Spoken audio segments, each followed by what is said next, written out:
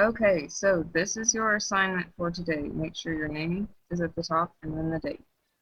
Our first instructions, find the slope of each line. For problem 7 through 12, put the slope in the most simplified version. So some of you guys may have remembered your IXL from last week looked just like this. So find the slope of each line. Right here in front of your x, this number that's right up next to your x, that's your slope. -2, that's my answer. Again, the number that's smushed up right up next to your x without a plus or minus sign in between, that's our slope. That's my answer. I don't have to do any more work. You can do numbers 3, 4, 5, 6 on your own. The next ones are like this week's IXL. If you have not done it yet, after you do this, you should be able to get on and do your IXL. On these, they have not given you any points, but we still have to find the slope. That's what the directions say. So you're going to have to pick points. Looks like there's a point right here. So put your point on the graph. Now this one gets close, but not quite. We get closer and closer, but I don't think it actually goes through until right here. So now I'm going to put a little plus here to remind myself this is a positive slope of a line. Now with positive slopes we have rise over run, so I'm going to count my rise. 2, 3, 4, 5, 6. If you want to use straight lines, you can. That's fine. I like swoops because I can count them better. 1, 2, 3, 4, 5, 6. So I rise 6 and I run 1, 2, 3, 4, 5, 6, 7. Then I'm going to look at this and say, does this simplify? And the answer is no. I'm going to keep it. It was positive. It is positive. That's my answer. The next one I'm going to do is number 9. So same thing. I'm going to pick 2 points. I'm going to pick this point. And it looks like maybe that's a point, and that's a point, and that's a point, and that's a point. I'm going to go ahead and go with this one. So now if I look at this line, it goes down to the right, so I'm going to put a minus. It's a negative slope. So I'm going to do fall and crawl. So I'm going to fall 2. So if we fall, it's negative. And then once I fall, my legs are broken. I'm going to crawl 1, 2, 3, 4. Now, if we look at that, does that simplify? And everybody's answer should be yes. So 2 can go into 2 once. 2 can go into 4 twice. Simplifying just means we can divide the top and bottom number by the same thing. So -1/2, that doesn't simplify anymore. That's our answer. You're going to have to do the same thing for 8 and 10. Flip your page over, and 11 and 12. You're going to have to pick your points and do rise and run or fall and crawl to find your slope and then simplify. So now I'm going to zoom out so we can see some more of our page. Down here, I'm going to just read the instructions, so if you can follow along with me as I read them. Find the slope of the line through each pair of points. Remember to use y over x when subtracting. On each of these points, you will need to 1. Label which point is point 1 and which point is point 2. 2. Set up your slope formula. 3. Do some subtracting. 4. Simplify your slope if it is possible. Now, some of you guys in your classes have been talking about this thing where we say rise over run. Or some of you guys have used vertical change over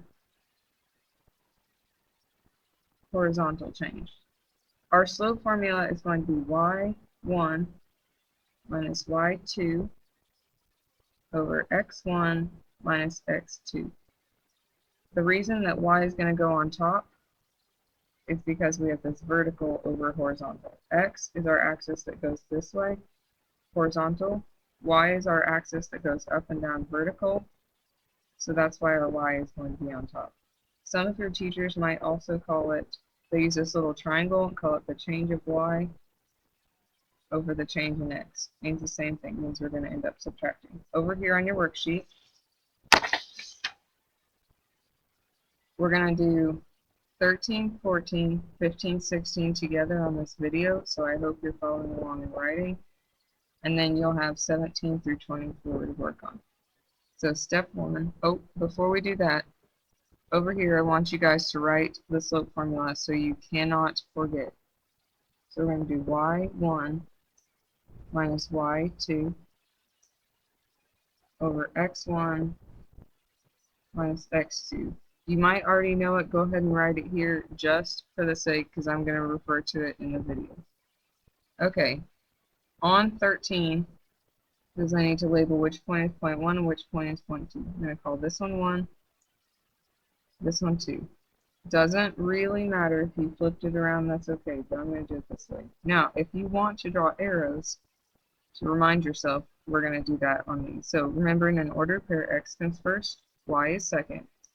So I'm going to draw an arrow connecting my y to my other y, pointing to it, and my x to my other x. I put the arrow for the y on top to remind me that y is going to go on top, and I put x on bottom to remind me that x is going to go on bottom. So y of point 1, here's point 1 and y.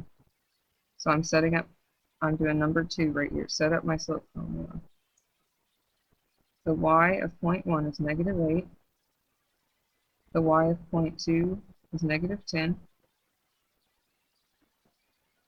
The x of point 1, negative 13. The x of point 2 is 16. So that may make sense the way it is to you, but I'm going to add the opposite. Okay, so now here I have negative 8 and positive 10, so I'm going to end up subtracting. And I'm going to keep some bigger number, which is 10. Now down here I have same signs. I'm going to add them and keep the negative. 3 plus 6 is 9. 10 plus 1 is 2. Now, simplify your slope if it is possible. Does negative 2 over, or excuse me, does 2 over negative 29 simplify?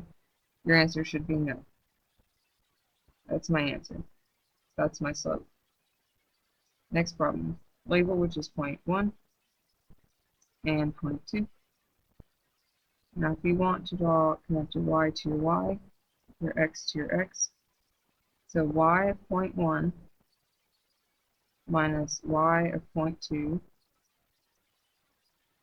x of point 1 minus x of point 2. We'll add the opposite. 7 plus negative 7 is 0. Same signs, add and keep.